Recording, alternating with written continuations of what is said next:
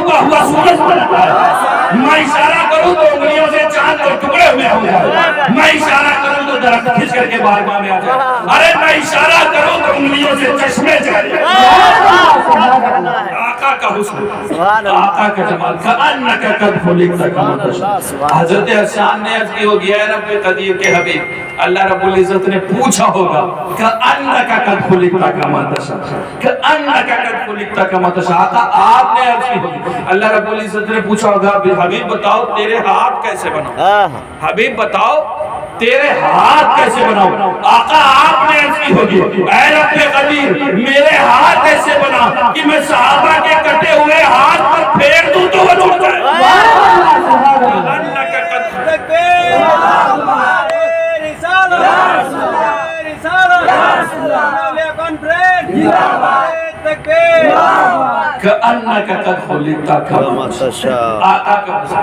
आका का जमाल, बातें बहुत लंबी हो जाएंगी, है ना। अल्लाह रब्बुल इज्जत ने आका का इतना हसीन बनाया, इतना जमील बनाया, इतना खूबसूरत बनाया कि अगर मैं और आप बातें करूं तो हम मुस्तफ़ा के हुस्न का अदा नहीं कर सकते। ये उसने नात लिखी जिसने मुस्तफ़ा करीम को देखा और फिर नात लिखी। सोचे उनका आलम ये है, तो हमने जब नहीं देखा तो हमारा ये आलम है, जिन्होंने देखा उन्होंने क्या लिख दिया। और सुनेंगे हजरत हसन ने पूछा होगा, अल्लाह रब्बुल इज्जत ने पूछा होगा, हबीब बताओ तेरा पसीना कैसा बना, हबीब बताओ तेरा पसीना कैसा बना। आका आपने अर्ज़ की होगी, कअन्नका कद खुलिक़्ता कमा तशा। आका आपने अर्ज़ की होगी, ऐ रब्बे कदीर मेरा पसीना ऐसा बना, मेरा पसीना ऐसा बना कि आयशा अपने कपड़ों पर लगा करके जाए तो मक्के की औरतें पूछे खुशबू कहां से मंगाई। आका का हुस्न, आका का जमाल, हमारी और आपकी कोई हैसियत नहीं है कि हम मुस्तफ़ा करीम का हुस्न बयान कर सकें और उनका जमाल बयान कर सकें। बहरहाल मैं आखिरी बात कह दूं, मैंने जो हदीस पाक शुरू की थी उसको मुकम्मल करूं और तकरीर खत्म। मुस्तफ़ा करीम का फरमान है, अल्लाह के रसूल इरशाद फरमाते हैं, कुल्लु उम्मती यदखुलूनल जन्नह। क्या फरमाया आका ने? कुल्लु उम्मती यदखुलूनल जन्नह, मेरा हर उम्मती जन्नत में जाएगा। सुभान अल्लाह, सुभान अल्लाह। मेरा हर उम्मती, ये किस रसूल ने कहा? जन्नत में। ये उस रसूल ने कहा, वो जो कह दे वो हो जाए। हमारा ईमान और अकीदा है ना। फिर इस खामोशी से आप सुनेंगे तो फिर मुझे दुख होगा। आका जो कह दे, आका ने कहा तो चांद दो टुकड़े होकर के कदमों में आया। आका ने इशारा किया तो उंगलियों में मुट्ठियों ने कंकरियां पड़ी, मुट्ठियों में कंकरियों ने कलमा पड़ा। आका ने इशारा किया तो दरख्त खींच करके बारगाह में आ गया। आका जो कह दे वो हो जाए।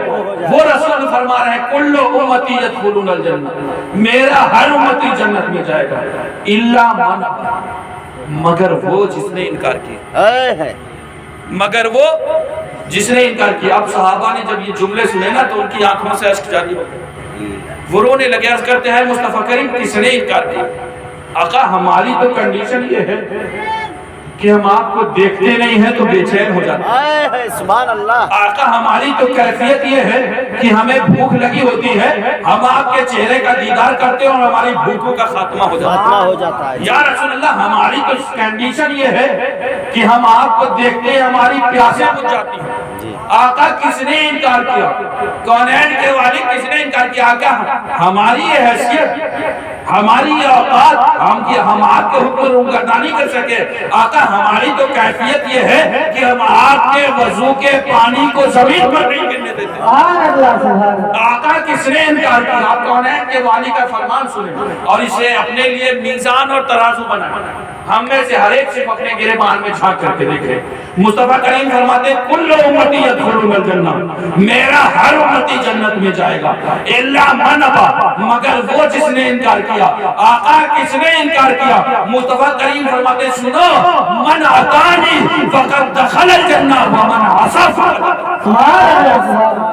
जिसने मेरी मानी, जिसने मेरी मानी वो जन्नत में जाएगा, और जिसने ना मानी उसने इनकार किया। इसने इनकार किया, जिसने ना मानी, मन असा फक़द अबा, जिसने ना मानी उसने इनकार किया। अब ये मुस्तफा करीम का फरमान हमारे लिए मीज़ान।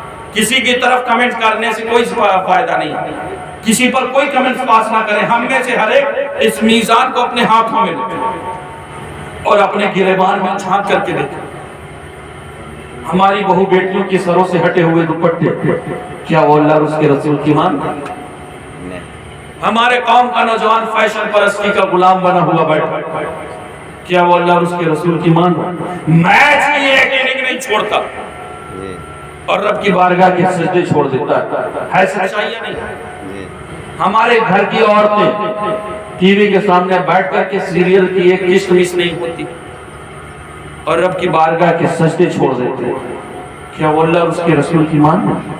ہمارے قوم کے ضعیف آپ ہم سے بڑے ہیں، میری باتیں بری لگے آپ اپنے گھر میں خوش رہیں، آپ بلائیں یا نہ بلائیں، محبتیں کریں یا نہ کریں، کونین کے والد نے بہت نوازا جی اور یہ سیدہ فاطمہ زہرا کی چادر تطہیر کا صدقہ ہے، انہوں نے اتنا دے دیا ہے کہ کسی در پہ جانے میں آپ کو جنت کے فرمان سنانے نہیں آؤں گا، پروانے بانٹنے نہیں آؤں گا کہ جنت جلسہ کرواؤ گے اور جنت مل جائے گی۔ دوستو جنت میں جانے کے لیے ہمیں اپنے اعمال سنبھالنے جی بے شک، ہمیں اپنا کیریکٹر سنبھالنا پڑے گا۔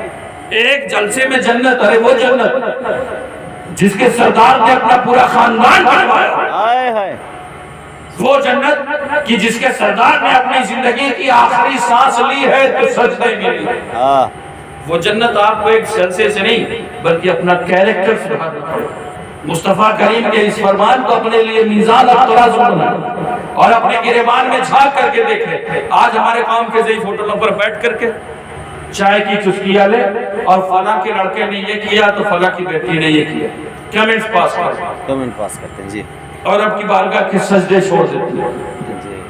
آپ سوچیں یہی حکم ہے اسلام کا؟ اسلام کا حکم تو عیب پوشی کا ہے، پردہ پوشی کا۔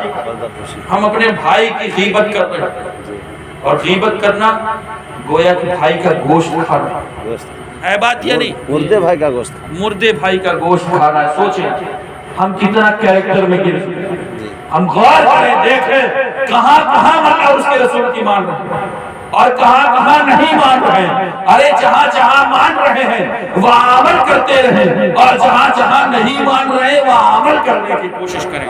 کیوں؟ کیونکہ اے قوم وہی پھر ہے تباہی کا زمانہ، اے قوم وہی پھر ہے تباہی کا زمانہ۔